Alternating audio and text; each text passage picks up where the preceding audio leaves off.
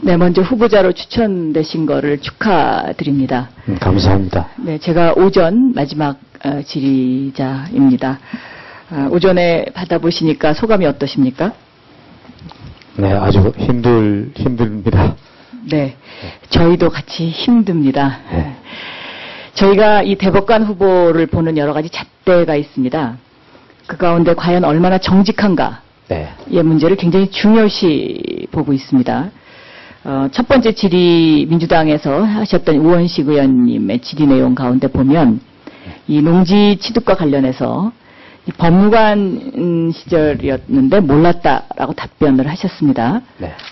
하나님께 아니면 뭐 맹세하실 수 있습니까? 이게 사실이다. 네, 정말 그건 몰랐습니다. 네. 자, 그러면 두 번째는요. 네. 제가 이 업무 추진비와 관련해서 자료 요청을 했는데요. 네. 이게 후보자님께서 잘못하신 건지 아니면 준비해 주신 분이 잘못하신 건지는 제가 지금 아직 파악을 못했습니다. 네네. 처음에 업무 추진비를 못 내겠다고 했을 때는 네. 해당 사항이 없기 때문에 못 내겠다고 이렇게 프린트물로 왔어요. 네네. 그런데 지금 보내주신 이 자료는 해당 사항이 없는데 거기에 관한 사용 내역이 저희가 계속 추궁을 하니까 이게 온 겁니다. 네네. 그러니까 첫 번째 이 제출하신 못 내겠다고 한 자료가 이게 잘못된 것이죠. 그렇죠. 네, 네. 이거는 그러니까 다시 말하면 이건 정직하지 못한 자료 제출입니다. 제가 그 자료 제출을 보면서요, 이렇게 보내면 안 되겠다. 제대로 좀 해봐라 이런 게. 그리고 실제로 네. 저희가 지금 요구하고 있는 거는 전주지방법원의 법원장을 하셨을 때, 그리고 네. 서울고등법원의 부장판사와 서울중앙지방법원의 부장판사를 하셨을 때의 요구 자료를 요구를 했는데, 이것은 지금 도착하지 않았습니다. 아, 그렇습니까? 네. 네.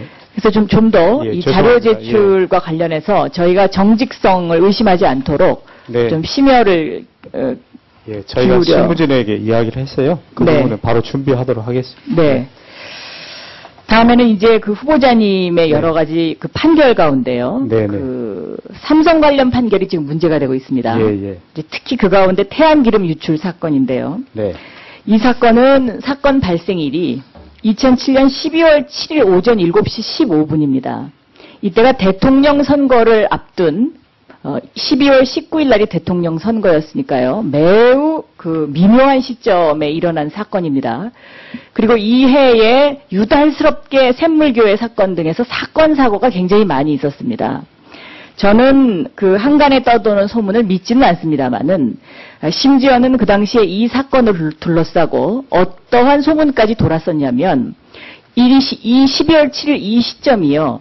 그 BBK와 관련된 김경준이 그 한국으로 돌아와가지고 BBK 문제가 다시 고조되면서 한나라당이 굉장히 긴장을 했던 바로 그 시점입니다. 네. 그래서 이 사고가 터졌을 때 과연 이 사고의 원인 규명을 명확하게 할 수 있느냐의 어떤 그런 의혹까지 제기가 됐었거든요.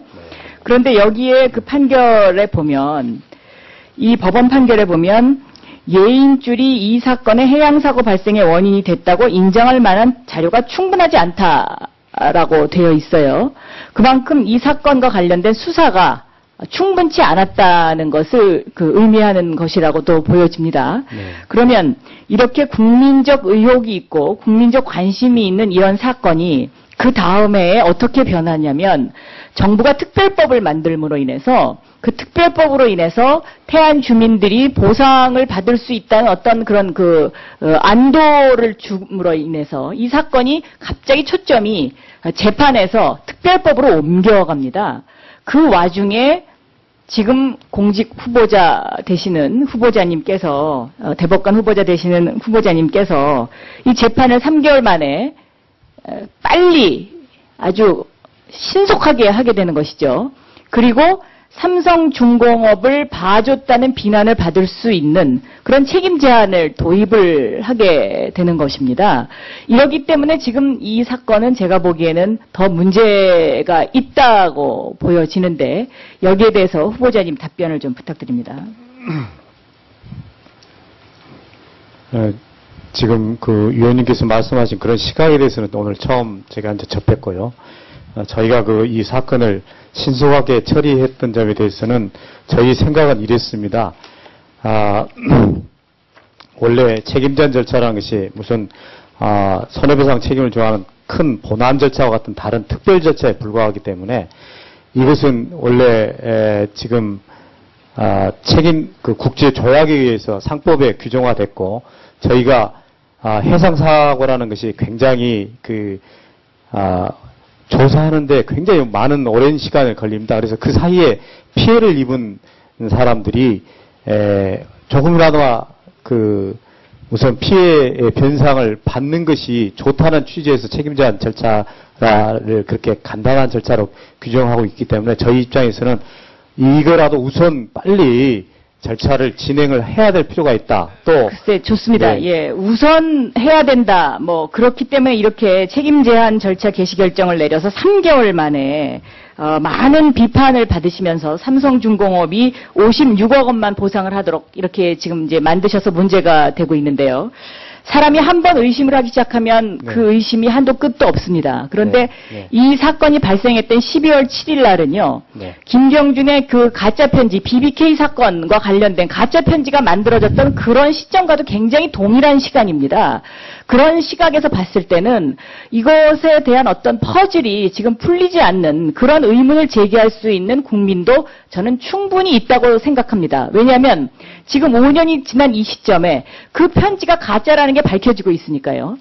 그렇기 때문에 저는 이 사건과 관련해서는 후보자님께서 너무 쉽게 이 사건을 취급하셨던 것이 아닌가 하는 생각이 들고요. 예를 들면 1989년도 알래스카의 엑선 발레조 기름 유출 사고 사건 아시죠? 네, 알고 있습니다. 이때 미국 법원이 5조에 달하는 손해배상과 징벌적 배상금을 선고를 했습니다. 네. 미국 법원이라고 해서 선주 제한 책임법을 몰랐겠습니까? 그러나 적용하지 않았습니다. 이것을 적용하지 않은 그 이유는요. 그만큼 이러한 어떤 그 선주로서의 책임감을 느껴야 다시는 이러한 일이 일어나지 않겠다는 징벌적인 의미가 강한 겁니다. 그런데 지금 후보자님께서 내신 이 태안 사건과 관련해서는 삼성이 56억 3천만 원만 책임을 지게끔 만듦으로 인해서 이 천문학적인 피해 금액을 정부가 고스란히 끌어안게 되는 것이거든요. 그러면 결과적으로 이것은 국민의 세금으로 모든 것을 물어주게 되는 것입니다. 다시 말하면 삼성중공업이 물어줘야 되는 것을 국민들이 대신 물어주고 국민들은 이곳에 가서 자원봉사까지 해가면서 우리 해안을 살리겠다고 했던 그런 아주 정말 절절한 사건입니다. 근데 이런 사건을 3개월 만에 아까 말씀하신 그런 이유로 판결했다는 것은 저희가 굉장히 납득하기 힘들고 더군다나 대법관 후보자로서 과연 어떤 그 국민의 한 사람으로서 이 부분에 관해서 그 앞으로의 판결과 관련해서 어떤 그 많은 문제점이 있지 않느냐 이런 이제 의문점을 제기하게 되는데 오후에 추가로 다시 질의하도록 하겠습니다.